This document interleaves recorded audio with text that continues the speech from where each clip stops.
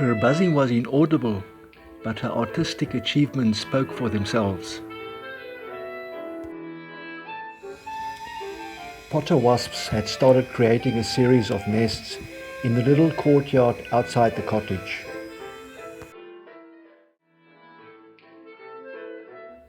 She arrived as if in a hurry and vanished into the cave, then leaving in the same manner. Tricarino dinerus guerini is the scientific name of the group of insects to which he belongs. Tricaro means summoner of war, a term used in contemporary computer games of magic war between dragons. In Italian, guerre means war. In Corsican, guerini or guerinians mean guardians, someone who protects or shelters something.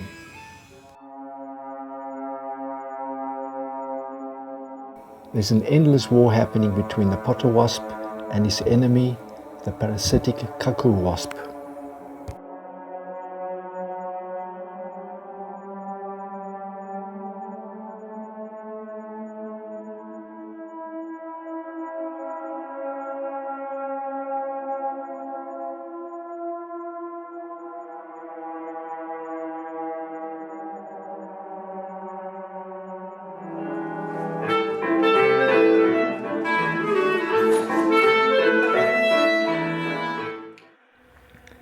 The cuckoo wasp is a powerful enemy because it is hard-shelled and impervious to attacks from the potter wasp. It incessantly trails her, eagerly waiting for departure so that it can drill holes and lay its eggs on the host larvae. It also steals food from them. This had me thinking, because in the same time frame, Michael Cañadas, artist colleague and artistic bronze foundry owner, who previously had cast most of my sculptures, contacted me with a request on behalf of Buba, owner of Dimitrov Art Gallery in Dahlstrom, South Africa, to submit a quotation for a life-sized bronze of an angel man, a flying human being breaking free out of a wall. For this purpose, I used photo references of my earlier sculpture, Entry into Eternal Life, as visualization starting point. It was going to be a complete male body with massive wings, jumping forward like the first exuberant seconds in a Malacamp artist's takeoff towards the pole. The gallery client supplied reference photos of sculptures manufactured in the East, from a business that took pride in duplicating and emulating classic works, or in their own words, pay homage to them, customize them. Answering my observation of their duplicating sculptures of living artists, and that as a result there could be issues relating to their copy value if they're not numbered like those of the original artist, they remarked that although some works are also in circulation, the collectible value is naturally different from that made by the sculptor himself. The people who had requested a quotation obviously must have known the cost of importing such an item, but had not disclosed it to the gallery owner. After many days of intensive quotation, designing and logistic calculations, and then comparing all to the prices of the Eastern business, it was very clear that I could never in eternity compete with them. It seemed that this company was following a cuckoo wasp strategy, not having to go through the creative endeavors that the sculptor of an original work was faced with. But the potter wasp's perseverant character was a message to keep on creating, urging me to keep on pushing ahead, irrespective of what seemed to be disappointments and delays, to keep on creating unconditionally, no matter what.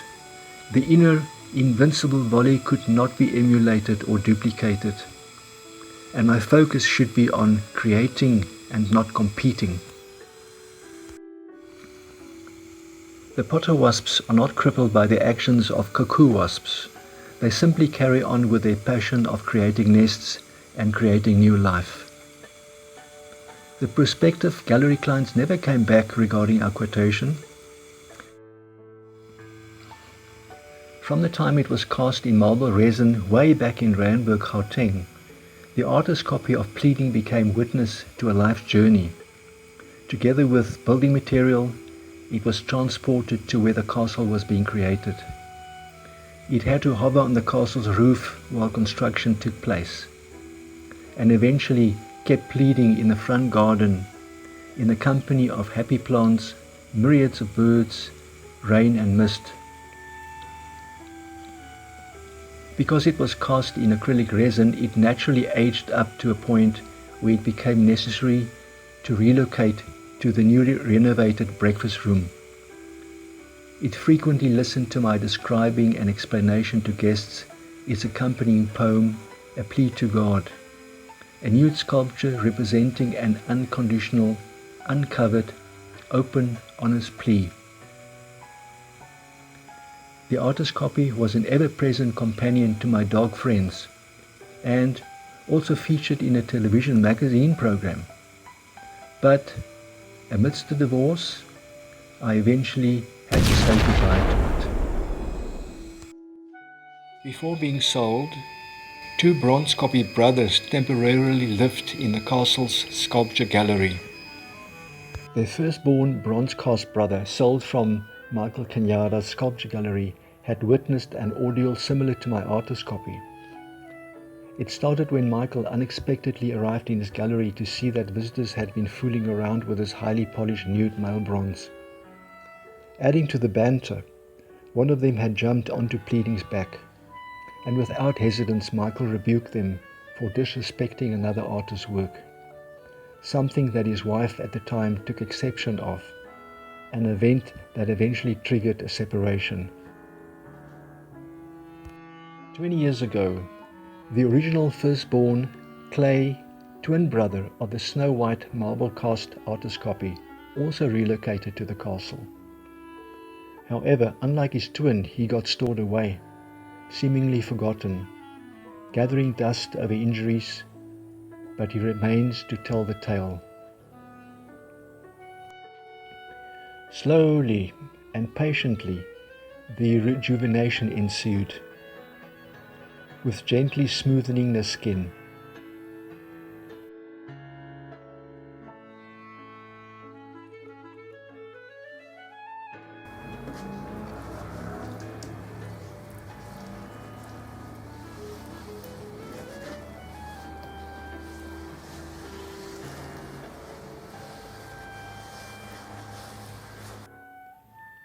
Adding veins on the hands,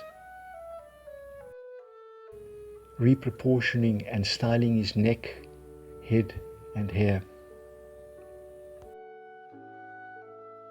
A pleasant prize was waiting to be discovered. For months I carefully checked to see if the eggs of the hornet who had visited a year ago had hatched, but saw no results. I eventually turned the sculpture over to check what had happened. There were 6 openings on the side opposite from where I had been peeping.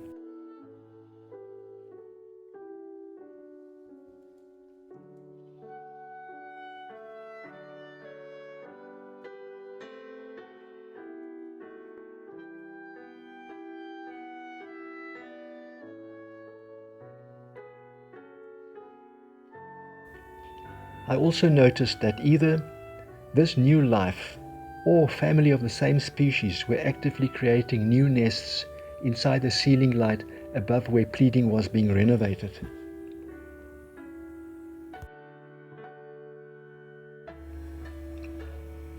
Renovating and discovering that the sculpture had indeed hosted new life coincided with regular weekly Palawa community group healings for one another and others.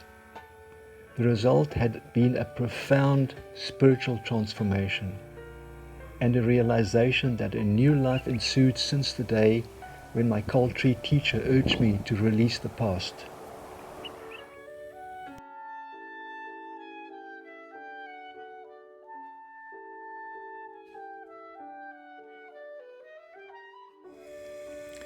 In gratitude for a spiritual transformation of which pleading had been a witness, and to show gratitude to life in capital letters, and to Palawa friends, I renamed pleading to Pleading and Gratitude. The same sculpture, same hands clasped together, intensely pleading, but simultaneously thankful, as demonstrated through hands tightly clasped together. The reality of our journey on earth destined for suffering amidst exhilarating peace and joy motivated the creation of a little sparrow nesting in the fold of one of the arms, inside the tetrahedron pointing to our connection with an earthly journey. The sparrow is a symbol of this undulation. In gratitude to earlier events and to the potter wasp, I envision pleading and gratitude to be part of a set of two. The second one, the sculpture that was proposed for the art gallery's clients. With a joyful expression in his face, he will surreptitiously be looking at his companion the sparrow, now clinging onto his shoulder, wings wide open, sharing the flight of free to live truthfully.